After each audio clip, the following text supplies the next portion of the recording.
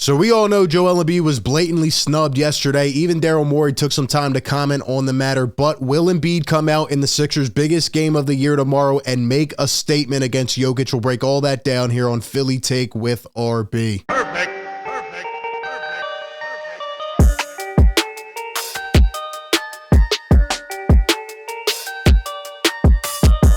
What is going on, everyone? RB here. Welcome into the show. Hit the like button if you think Joel Embiid should have been an all-star starter. Hit that red subscribe button down below and hit that bell so you don't miss any of the coverage. We will be live tomorrow, Sixers versus Nuggets. As always, we're live every Sixers game, so be sure to come on through. We have a lot to talk about. Speaking of which, let me hit you with a couple quick stats real quick, a couple pieces of information as well before we really dive into this thing, because I'm still pissed off. I'm still flustered. But at the end of the day, man, I'm here trying to represent the best I can. You all are doing the same thing, and everybody hates Philadelphia. Everyone hates Joel Embiid, and that's the mentality. So the Sixers just need to keep winning games, keep getting better, keep pushing through, and maybe one day they'll get respect if they win the championship. But anyway, we start off today with the NBA MVP updated ladder. That is right. Just came out earlier. Nikola Jokic still atop the list, but guess who has climbed into number 2? Oh, that's right. The guy who is not starting in the NBA All-Star game. He leaps up above one of the guys who is starting in Jason Tatum. If you didn't check out my reaction yesterday, I made a reaction video right when the All-Star starters were announced. Be sure to check that out. But anyway, Joel Embiid has climbed up to number 2 on the MVP ladder. And if I had told you this, what would you say to me? The Sixers actually have 2 players in the top 10 for MVP voting, and they have 0 players starting in the All-Star game. Make it make sense. Joel Embiid at number 2, and guess who's number 8? James Harden. That's right, another guy who's not starting in the All-Star game. So, yeah, man, it's crazy at this point. It is what it is. You can't really say much else, right? Who knows? Who knows? In fact, I'm going to hit you with one more stat. Shout out to my guy, DJ Eastwood, who put this on Twitter. First time in NBA history that the league leading scorer is not starting in the NBA All-Star game. Fix the whole position thing. Get Joel Embiid in there. A lot of people said, oh, it doesn't matter. He'll be remembered for an All-Star game. Yeah, that's true. But at the end of the day, you need to recognize greatness. Joel Embiid is greatness. And it's an absolute joke that he's not starting in the All-Star game. 33.4 points per game. Absolutely ludicrous. But we need to start off and talk about the other reactions today, right? Because I made my reaction. A lot of people were pissed off, were flustered. How about Daryl Morey, of all people, coming out on the radio and discussing this whole situation? That's how mad people were. But before we get into those comments, shout out to the sponsor of today's show. This one presented by Manscaped, and they have actually just released a brand new product. They have entered the market of beard products and have now released the Beard Hedger Pro Kit. In fact, I just got it in the mail today. They sent it to me. This is the item right here. And this cordless trimmer has a rotary wheel that gives you 20 different haircutting lengths with just one guard. Yes, you heard that right. 20 different lengths to cut your beard with just one guard. It's waterproof. It has a titanium-coated T-blade. It's tough on your hair, but smooth on the skin, leading to a better, efficient process. Their Pro Kit that they send you also comes with beard shampoo, beard conditioner, and those things, help moisturize, reduce ingrown hairs, things like that. They also send you beard oil, and they send you beard balm along with 3 free gifts, a beard brush, comb, and scissors.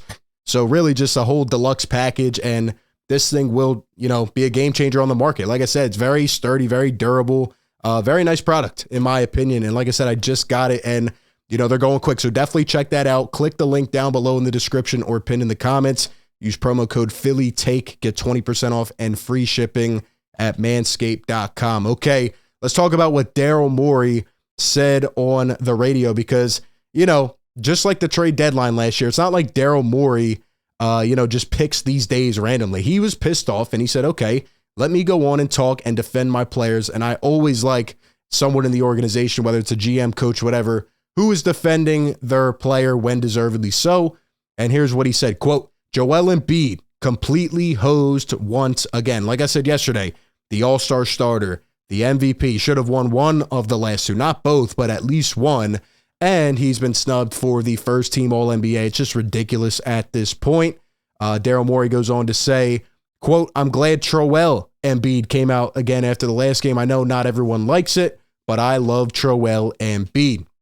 And a lot of people don't like it, and he's definitely matured over the years, but it was funny. If you saw the Instagram page, be sure to follow that at Philly Take with RB, or the community page. I put out what Joel Embiid said in response to Kevin Durant. It was hilarious. Joel's just having a good time, man. He's living his best life, playing his best ball, doing his thing. Also, another quick mental note from Daryl Morey. This is for something completely different, but we did drop a trade video recently. We'll have more trade coverage in the next week or two as we get to the deadline.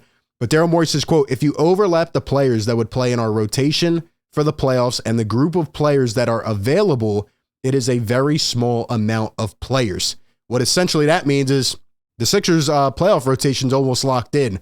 If they try to make a trade, they're going to trade some of those additional pieces that don't get playing time, that don't do much. Essentially, my prediction from the video where I said, I think they're trying to trade Furkan Korkmaz and get that salary off, maybe Jaden Springer. So that kind of seems to be the route of thinking for Daryl Morey. He dropped that in there. Definitely something to keep our eyes on. Also, I wanted to point this out. A lot of reactions around the league. We could be here all day, but even a guy like Kyle Kuzma says Joel Embiid not starting is nuts. I saw a couple podcast hosts, just a couple media people. Everybody is saying, how the heck did he not start? Even Daryl Morey called out the NBA for having most of the media people voting in Boston. They just hate Joel Embiid. They hate the Sixers. It is what it is. The Sixers won't get the respect until they win, and winning cures all, so that's what you need to do. And speaking of winning, and speaking of respect, the Sixers can actually make a statement tomorrow afternoon. And if you remember back to the beginning of the season, we talked about this whole rivalry week thing, and guess what? It's here. It's here. So essentially, the NBA has set out a day or a week or whatever it is where the top rivalries per se, or the top matchups, or whatever the top conversations are, those teams are matching up against each other. And tomorrow afternoon at 3 p.m., the Sixers will be going up against the Denver Nuggets, who are leading the Western Conference. Jokic is an all-star again, obviously leading the MVP ladder again. And if you remember back to last year, we were covering the game where the Sixers played the Nuggets. I think that was in the middle of March. And essentially, Joel Embiid was leading the MVP race at that time. And in the span of a week or two, Joel Embiid lost to the Nuggets and he lost to the Milwaukee Bucks. And boom, depleted, never got back up to the top. Now, I think that's absolute crap because Joel Embiid played good in both of those games. He came out, he balled. His team didn't support him. His team was not there to help him win the game. In fact, against the Nuggets, the Sixers actually had the lead and blew it late in the game. Not because of Nikola Jokic, but because of a young Bones Highland coming off the bench, putting up 21. I think Jokic had like 22 in that game, and Joel had 34. Joel came, he showed up, he did his thing, and Jokic had to be taken out for defensive purposes. In fact, Charles Bassey was a monster that game. He never saw the floor again. But anyway, Joel Embiid is going to come ready to play. And tomorrow, he has a chance to maybe even get himself to the top of the MVP ladder. Maybe not, because again, the people are very favoring when it comes to Jokic and his advanced analytics, which, speaking of which, Aiden Laporta here on Twitter, shout out to him, puts this out. You want to talk about advanced analytics? Well, Joel Embiid's the only player in the NBA who's top 3 in points per game, player efficiency rating, and defensive rating. Embiid MVP. So you can match those things up. Now, again, I am not the type of guy who's going to go down that rabbit hole and start talking about this, and that. And I don't think these players have any beef either, right? I don't know why they have it as a rivalry week, other than the fact of, there's a whole Twitter feud that goes on between Sixer fans, Nugget fans, and even the Nugget media, because they're kind of weird, to be honest. And the things they put out about Joel Embiid, it's just kind of odd. So they don't want to give Embiid any credit, which I'm not going to do. I'll give Jokic a lot of credit. He's a great player. His team's playing well right now. But Joel Embiid, man, he's a dog as well, and he's just doing his thing right now. Speaking of which, the two of them, like I said, don't hate each other. Jokic was asked today even about Joel starting in the All-Star game, and Jokic said, yeah, he deserves the start. He deserves it. He's a good player, etc. These guys have nothing against each other, but Joel hears everything. Jokic hears everything. They are coming to play tomorrow, and the Sixers have won 19 out of their last 23 games. They're the hottest team in the league, which is another reason why it makes absolutely zero sense that they have nobody starting in the All-Star game. But that's besides the fact. Joel needs to come out tomorrow. If he has one of those games that he has been over the last couple weeks where he puts up 40 and, he's doing these crazy things on the floor and he's going one-on-one with Jokic. I mean, he absolutely wiped Ben out of there the other day. And my gosh, I don't even want to talk about Ben anymore because that is a sad case. I mean, if you saw what happened last night where the Nets coach was calling out Ben, he had 0 points in 20 minutes. He left the floor. It is getting bad. I mean, it's to the point where Nets fans are now apologizing and calling him 1-0. Just how I started calling him 2-5 and everyone took that by storm, they are now calling him 1-0. It has gotten bad. Joel Embiid, though, bodied him, got him out of the way, and Jokic is next on the calendar. Joel has had this one circled. I bet Joel has had this one circled even before the Nets game. Here's Jokic's stats. He's played 42 games this year, 25 points per game, 11 rebounds, almost 10 assists. I mean, he's having a great year. He's a great player. I'm not going to take anything away from him. I just think what Joel is doing has also never been seen. I mean, he's like a guard in a center's body, and he continues to lead this team. And let me tell you something, man. Joel's coming ready to play. He knows that he may be able to get a lot more respect if the Sixers go out there tomorrow and beat the best team in the league, the best team in the West, right? Nuggets coming off a loss against Milwaukee. Joel, I mean, this is the one. This is the one. If the Sixers win this game, if Joel has a massive, enormous performance, they're going to give him a lot more respect, hopefully. And I was looking through some of the stats. The Nuggets don't even have another guy putting up above 20 a game. I mean, you have Jamal Murray, Gordon. Are you really scared of this team in the playoffs? I would love to know, people's answer to that question, because I'm not. I'm not, just to be quite honest. And I looked at the Sixers stats.